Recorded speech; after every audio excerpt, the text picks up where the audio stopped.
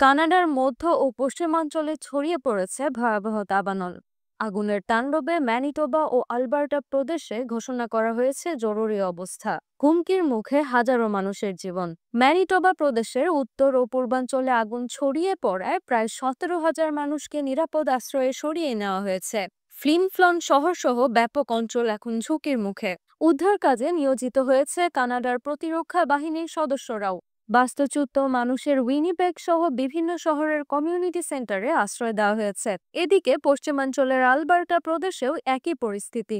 দাবানলের কারণে তেল ও গ্যাস উত্তোলন বন্ধ রাখা হয়েছে কয়েকটি এলাকায়। তেল উত্তোলনকারী প্রতিষ্ঠান কেনোভাস এনার্জি জানিয়েছে, ফস্টার ক্রিক এলাকার কিছু কর্মীকে সরিয়ে নেওয়া হয়েছে।